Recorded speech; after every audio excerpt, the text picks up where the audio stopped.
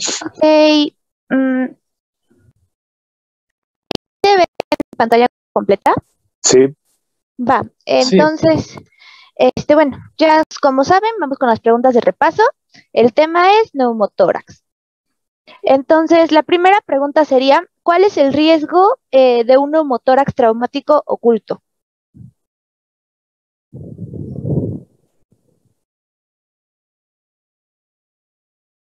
¿Alguien quiere contestar?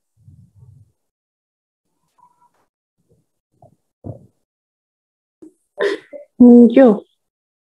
Sí, compañera. Bueno, sería que evolucionara sí, evolucionara a un neumotórax a tensión.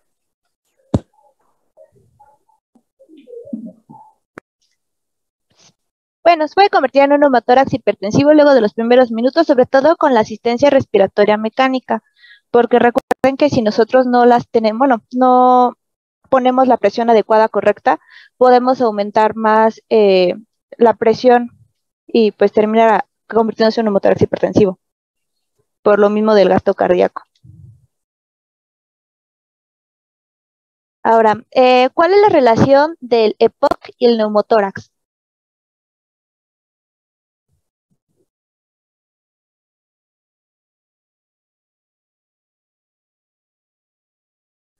¿Algún compañero que quiera contestar?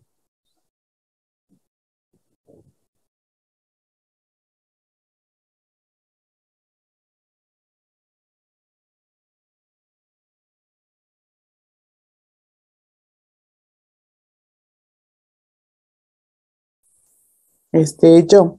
¿Sí se escucha? Sí, sí te escuchas. Bueno. Bueno, primero hay que recalcar que pues el neumotórax a menudo va a ser secundario por rotura de bulas que van a ser intrapulmonares. Entonces, vamos a debemos de sospecharlo, sobre todo en EPOC, porque puede haber un aumento brusco de disnea crónica y dolor pleurítico. Sí, sí, compañero, bueno, exactamente. Bueno, el neumotórax con frecuencia pues es secundaria a la rotura de bolas intrapulmonares y pues como sabemos el EPOC va a cursar con afectación pulmonar general y es conveniente sospecharla, sobre todo como comentaba el compañero, en un aumento brusco de disnea crónica y dolor pleurítico. Bueno, ¿cuáles son los objetivos que debe cumplir el tratamiento en un neumotórax? ¿Alguien gusta contestar? ¿Puedo participar, compañero? Claro. Bueno, como objetivo primordial se tendría que evacuar el aire de esta cavidad y para que haya una reexpansión adecuada y obviamente se restablezca la función pulmonar, pero no solo eso, sino que se debe de procurar que este sellado que se debe de realizar sea de la manera correcta para que no existan pues recidivas constantemente en estos pacientes. Sí, compañero. Recordemos que puede pasar de 6 meses a 2 años para que pues estas recidivas ocurran y más. Sí, pues no, el sellado no fue efectivo. ¿Cuáles son los signos radiológicos del neumotórax?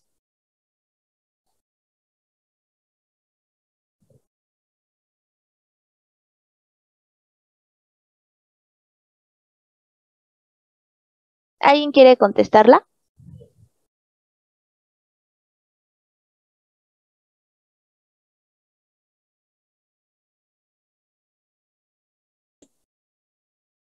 Yo, compañera, bueno, la pleura visceral se va a tornar visible, viéndose paralela al contorno de la pared torácica.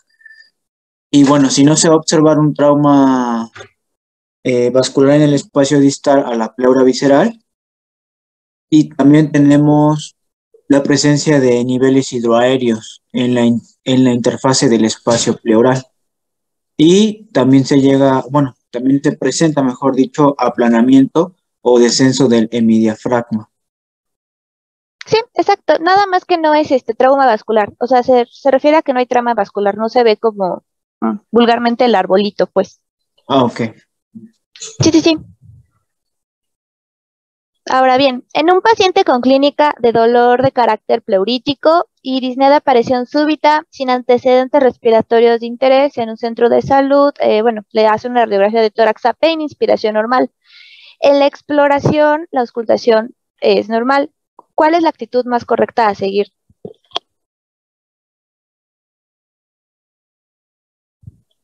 ¿Alguien gusta contestarla?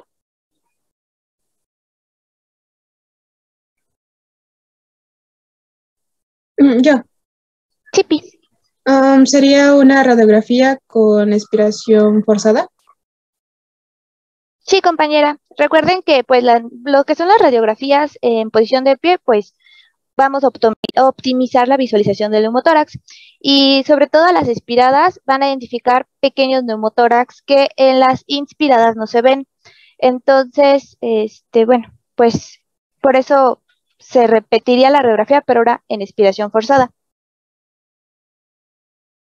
A ver, en un paciente de 20 años que tiene un neumotórax con colapso pulmonar del 40% y tiene antecedentes de un episodio previo del mismo lado, ¿cuál sería la actitud a seguir?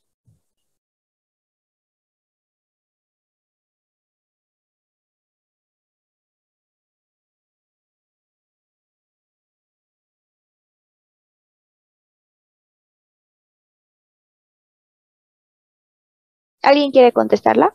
Yo, ¿sería el drenaje torácico y posteriormente la intervención quirúrgica? Sí, Pi. Son algunas de las indicaciones precisamente para el drenaje torácico, el porcentaje del colapso pulmonar. En un paciente que está en la unidad de cuidados intensivos intubado, que presenta un cuadro de disnea, hipoventilación en el hemitórax izquierdo, se realiza la radiografía de tórax. ¿Cuál de estos datos sería sugerente a neumotórax?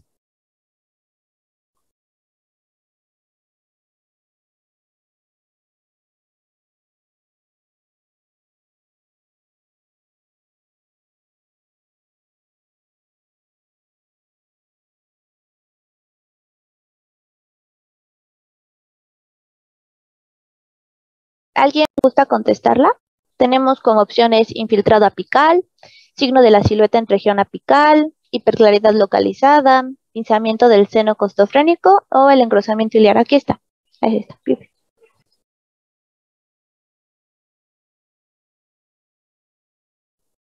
Yo la puedo decir. Sí. Pues yo digo que sería una hiperclaridad localizada. Sí, compañero, es obvio, ¿no? Ahora, ya en el caso de la toracostomía, ¿qué tipos de catéteres podemos utilizar?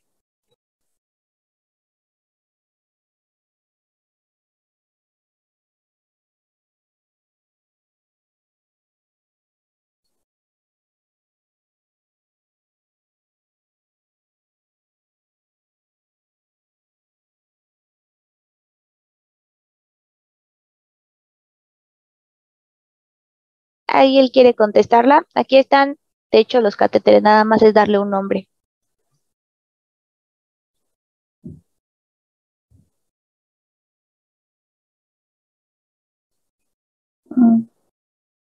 ¿Nadie? Bueno, el primero, el que está a su izquierda, es el catéter a través de la aguja. También, es la marca Pleurocat. El de acá en medio, el de la personita, es el catéter sobre aguja tipo Holly o catéter trocal. Y este de la derecha es el catéter tipo Furman. Recuerden que es el pigtail porque tiene forma de colita de cochinito. Así, enredadito. Bueno, compañeros, vamos a continuar. La primera pregunta sería, dentro de la etiología del neumotórax espontáneo secundario, ¿cuáles son las de mayor frecuencia? ¿Alguien recuerda?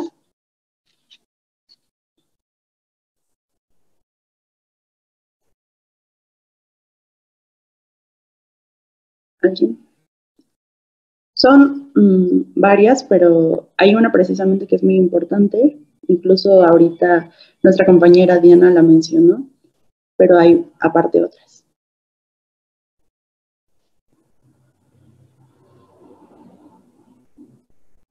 ¿Nadie? Me dices para que dé la respuesta. Bueno, ¿se puedes dar ya para dar la respuesta? Bueno, a diferencia del neumotórax espontáneo primario, vamos a encontrar que este no es nada más de la nada. Este se produce, además de todo, con pacientes con una enfermedad pulmonar subyacente. Las de mayor frecuencia, como es lo que estoy preguntando, es en pacientes con EPOC grave, en infección por neumocistis giravis relacionada con el VIH. Esto debido a que si recordamos, este hongo atípico es uno de los patógenos más importantes que afectan a estos pacientes, a los inmunodeprimidos.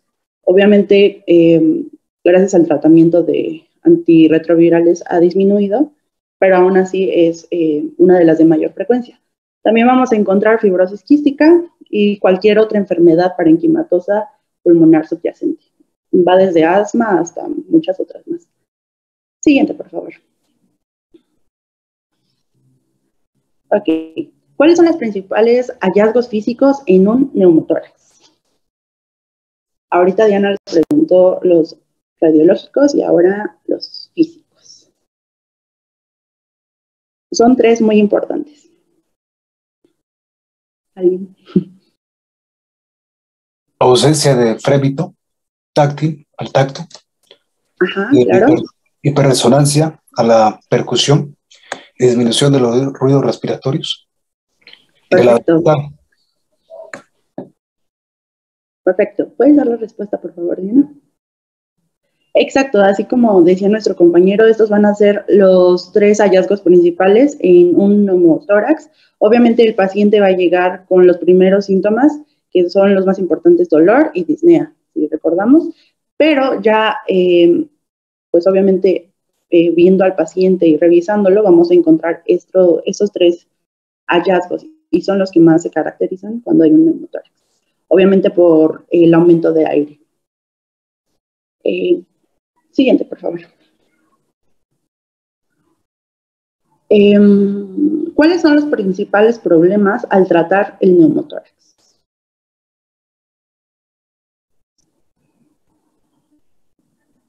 ¿Alguien? Que haya edema pulmonar por la reexpansión. Ajá. Que llegue a haber alguna fuga como, bueno, de aire. Sí. Nada más me acuerdo de eso.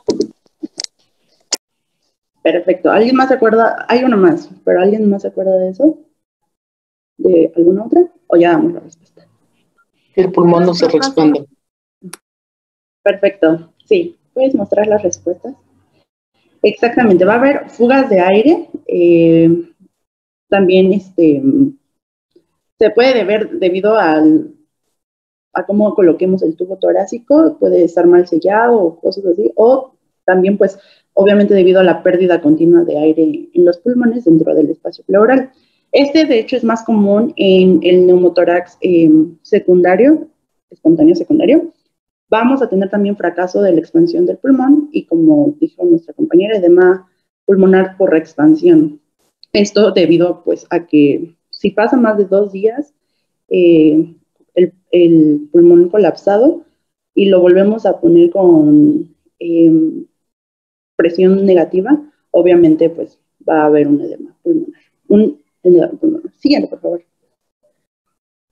Ok, esta es de opciones. ¿Cuál es la complicación más frecuente en el neumotórax espontáneo? ¿La recurrencia? Sí, perfecto. Gracias. Exactamente. La recurrencia es muy común, aproximadamente el 50% de los pacientes en los siguientes 3 años a su primer episodio vuelven a tenerlo, y esto es muy frecuente, muy, muy, muy frecuente. Pueden tener varias repeticiones de esta patología. Siguiente, por favor.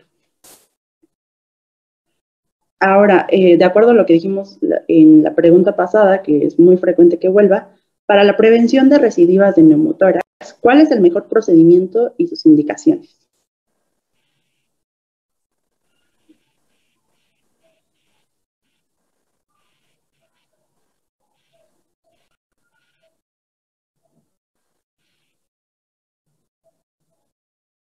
¿Alguien? Que le realicen una cirugía torácica videoasistida. Claro. ¿Puedes mostrar la respuesta? Gracias. Sí, exactamente. Y bueno, en esto colocan grapas en las bulas y después ya se realiza la pleurodesis con ablación pleural, la pleurotomía parietal, la toracotomía incluso, en algunos lados todavía se hace, y esto va a evitar la recidiva. ¿Te acuerdas? Bueno, ya mostramos las indicaciones, pero es precisamente eso, para evitar recidivas. También cuando la aspiración con catéter fracasa en resolver los neumotórax espontáneos y pacientes que tienen como tal neumotórax espontáneo secundario. Normalmente después de que esto se lleva a cabo, la recidiva puede disminuir hasta pacientes que nada más el 5% vuelvan a tener. Gracias. Siguiente, por favor. Gracias, compañeros. Estas fueron nuestras preguntas en neumotórax.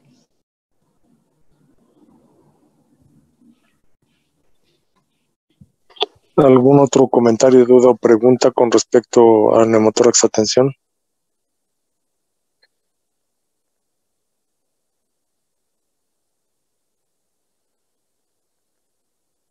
Perdón, al neumotórax, ¿no? Sí, Doc, somos neumotórax solito. Sí, solo, sorry. Ay, mi com. También voy a ayudarles a compartir a nuestros siguientes compañeros. Sí, no hay más comentarios con respecto a neumotórax.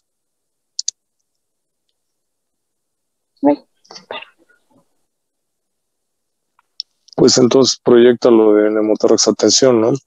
Sí, Doc. Es Hernández y Hernández López. Sí, doctor. Sí, Doc.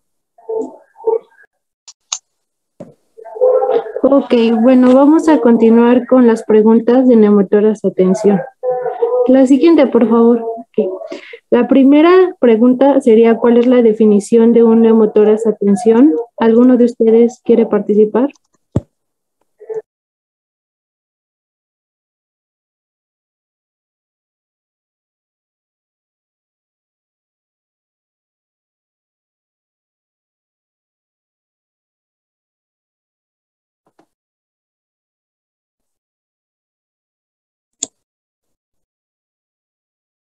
Yo, compañero. Bueno, el neumotórax extensión sucede cuando se introduce aire al espacio pleural, pero no hay salida de este, y se dice que actúa como una válvula unidireccional. Correcto. La siguiente, por favor.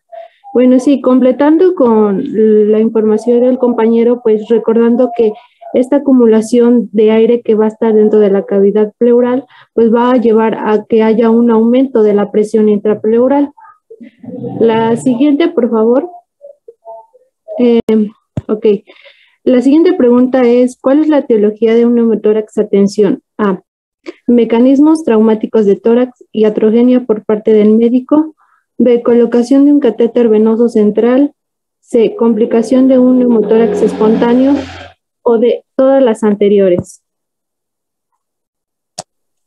Pues serían todas las anteriores, ¿no? Sí, correcto. Bueno, la siguiente. Ajá. Sí.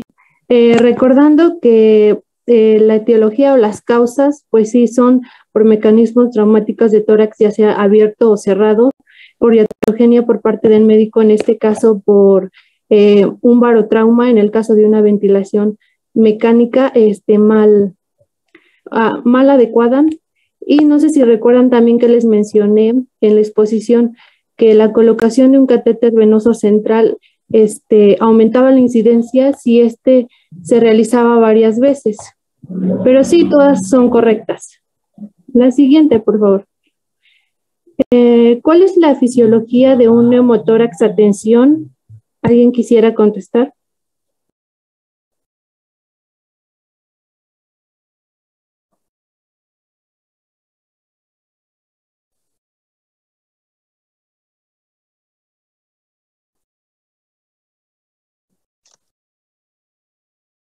Yo, compañera. Sí, adelante. Bueno, como había comentado el compañero en la definición, pues por el mecanismo de válvula que es unidireccional, entonces va a entrar el aire a la cavidad pleural, pero no va a salir. Y eso va a producir que el pulmón como tal se colapse y a su vez, entre más se va acumulando el aire, se va a desviar el mediastino al lado sano y va a reducir el retorno venoso y bueno, puede dar como una consecuencia la disminución del gasto cardíaco. Correcto, sí, lo explicaste muy bien, compañera, sí. De hecho, pues sí, este mecanismo de válvula unidireccional permite que solo entre el aire, pero no lo deja salir, entonces aumenta la presión intrapleural y el pulmón va a colapsar, lo que nos va a llevar a una desviación del mediastino y esto va a afectar la circulación sanguínea hacia las cavidades derechas del corazón, que efectivamente pues nos va a llevar a un llenado diastólico insuficiente y por lo tanto a un gasto cardíaco disminuido. La siguiente, por favor. Ok. El diagnóstico de neumotórax a tensión es clínico, en el que se muestran signos y síntomas respiratorios indicando que hay aire en el espacio pleural y su tratamiento no debe demorarse a la espera de una confirmación radiológica. Lo anterior, A, ¿es falso o B, es cierto? Es cierto. Cierto. Sí, correcto. Hay que recordar que siempre se debe de sospechar de un neumotórax a tensión. No voy a mencionar los datos clínicos porque es una pregunta más adelante, pero sí, principalmente es un diagnóstico clínico y no hay que esperar a la confirmación de radiológica por lo mismo de que pone en peligro la vida del paciente. La siguiente, por favor. Okay. ¿Cuál es el tratamiento o manejo inmediato que se requiere en un neumotórax a tensión? ¿Alguno quiere contestar? Yo, compañera. Sí, adelante. Sería, pues, lo primero que tendríamos que realizar una toracocentesis para así poder descomprimir el neumotórax que esté afectado. La siguiente, por favor. Sí, bueno, estás en lo correcto. Es a través de la realización de la toracocentesis, esto para la descompresión del hemitórax que está afectado. Ok. La siguiente. Ok, este es mi turno de hacer las preguntas. Y bueno, la pregunta comienza así. ¿Cuál es el sitio de punción para realizar la descompresión con aguja llamada toracocentesis? Inciso A, tenemos que es en el segundo a tercer espacio intercostal, línea medio clavicular. Inciso B, cuarto espacio intercostal, línea medio clavicular. Inciso C, quinto espacio intercostal entre línea axilar anterior y media. Solamente que esté correcto solamente el inciso A y el C o ninguna de las anteriores. ¿Alguien que guste responder?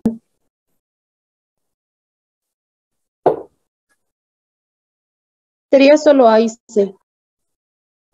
Está bien. ¿Le pueden pasar a la siguiente para explicar por qué? Bueno, aquí basándonos en lo que es el ATLS y la guía de práctica clínica, nos menciona que va a ser el tratamiento inmediato. En el ATLS nos menciona que es aconsejable con una aguja de 8 centímetros, en la cual nos representa hasta un 90% de éxito.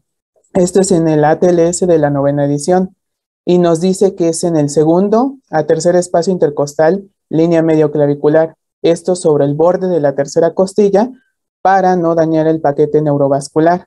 Y ya en la 10ª edición nos dice que es en el quinto espacio intercostal entre línea axilar anterior y la media.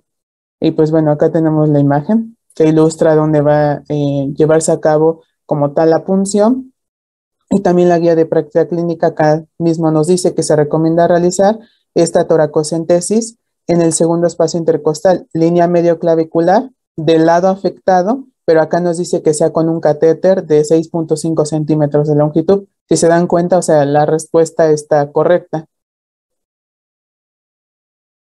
La siguiente, por favor. Ahora bien, ¿cuál es la causa más común de neumotórax a tensión? Inciso A, colocación de un catéter venoso central. Inciso B, complicación de un neumotórax espontáneo. Inciso C, ventilación mecánica a presión positiva. Y el D, todas las anteriores. Solamente como pista, pues el enunciado dice cuál es la causa más común. Sería la C, cuando hay ventilación mecánica a presión positiva. Ok, sí.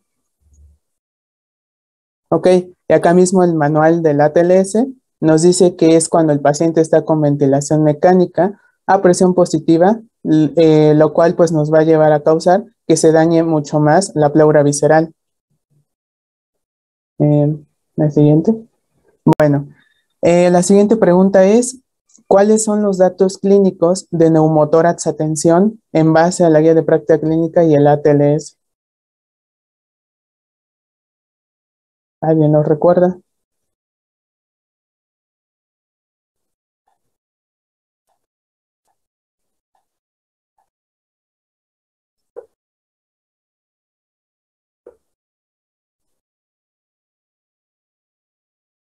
¿Alguien, algún valiente? Aunque los mezclen, pero ahorita les damos bien la respuesta. Es de la GPC. Se mencionan muchos de los datos de la exploración física que habían mencionado en el tema anterior, de neumotórax, en donde, por ejemplo, había ausencia de ruidos respiratorios. El paciente presentaba disnea. A la percusión, pues había timpanismo debido al acúmulo de aire en la cavidad torácica. Y pues se podía ver el hemitórax afectado, pues iba a estar abombado, debido a que hay pues, un mayor volumen de aire del que debería haber. Y debido a que hay una compresión de los vasos y del mediastino, pues también el paciente iba a cursar con inestabilidad hemodinámica. Y eso pues se podía ver en la ingurgitación yugular. Bueno, también se podía ver ingurgitación yugular pues en el cuello del paciente. Eso de acuerdo a la GPC. Ok, me parece aceptable tu respuesta. Si gustas pasarle de favor. Bueno, pues acá vamos a tener que, en base a la guía de práctica clínica, bueno, de hecho hasta aquí les puse el algoritmo que sabes de cuando se dio la exposición. De hecho aquí están con el número 1. Pues va a ser la inestabilidad hemodinámica, la ausencia de ruidos respiratorios, el abombamiento del hemitórax que va a estar afectado, la disnea, el timpanismo a la percusión y la ingurgitación yugular, basándose en el ATLS. O sea, es lo mismo, pero bueno, está puesto en diferente orden y son sonidos respiratorios disminuidos ausentes, hiperresonante o timpanismo en la percusión, desviación de la tráquea al lado contralateral respecto al lado afectado, venas del cuello distendidas, que es la ingurgitación yugular, y movimientos del tórax, pues va a estar expandido e inmóvil. ¿Ok? La siguiente, por favor. Y bueno, la siguiente es, ¿cuáles son los aspectos radiológicos visibles en una radiografía de tórax? En este caso, posterior-anterior. Y acá se les pone una imagen como base. Y pues, ¿quién es el valiente?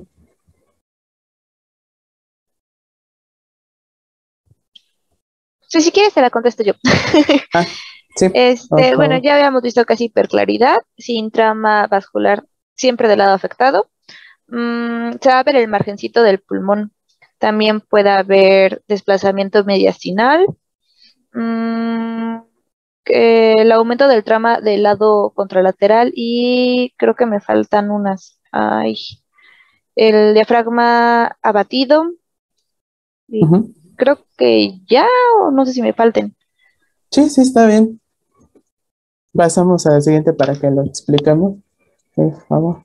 Ok, bueno, como primera medida, acá yo les pregunto los aspectos radiológicos, pero deben recordar que no, pues debemos esperarnos a la confirmación radiológica, recordando que el diagnóstico es meramente clínico. Esa vez cuando fue la exposición, les mencionaba yo que las referencias mencionaban que teníamos un tiempo aproximado de entre 10 a 15 minutos, porque si no el paciente pues se nos puede llegar a fallecer.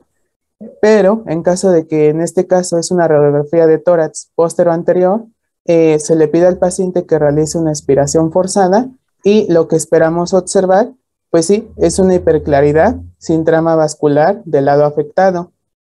El margen del pulmón, que en este caso aquí bien que lo enmarca, o sea, lo enmarca la imagen, pero también cabe destacar que pues hay que tener pues experiencia viendo las radiografías, porque si no estuvieran marcado esto y no sabemos leer la radiografía, pues no veríamos eso realmente. También está el desplazamiento mediastinal, el diafragma batido y el aumento de la trama vascular del lado contralateral. La siguiente, de favor. Y bueno, me parece que esta ya es mi última pregunta. Es ¿cuáles son los riesgos de la toracocentesis? Inciso A, la infección. B, edema pulmonar por expansión. C, dolor, parestesia, estosis y disnea. D, punción o lesión a vísceras intraabdominales. E, solo inciso A y D. F, solo inciso B y C. O G, todas las anteriores son correctas. Todas son correctas. Ok, muy bien. Pasamos a la siguiente para decir por qué. Bueno, en esto nos basamos en la bibliografía de Harrison. Y pues bueno, acá nos dice que se va a dar el edema pulmonar por expansión, por lo que hay que evitar el drenaje mayor a 1500 mililitros. La hemorragia, pues va a incluir al hemotórax. Va a estar el neumotórax tardío, la infección, que nos va a incluir el empiema, y pues la necesidad de repetir la toracocentesis. Esto ya sea por un drenaje inadecuado, acá dice adecuado, pero es inadecuado. La tabicación, falta de un diagnóstico definitivo, del dolor, las parestesias, tos, disnea, y pues la punción o lesión de vísceras intraabdominales, en este caso, hígado y vaso. Y me parece que sí, ya son todas. La siguiente. Ajá. Y bueno, acá está la bibliografía en la que se sustentan todas las preguntas. ¿Alguna otra pregunta, duda o comentario con respecto ahora sí a neumotórax? Atención.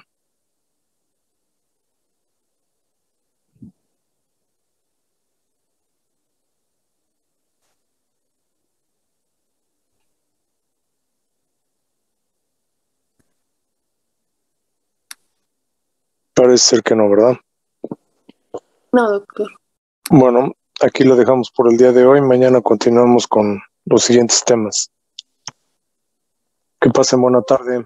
Gracias, doctor. Gracias, doctor. Hasta mañana.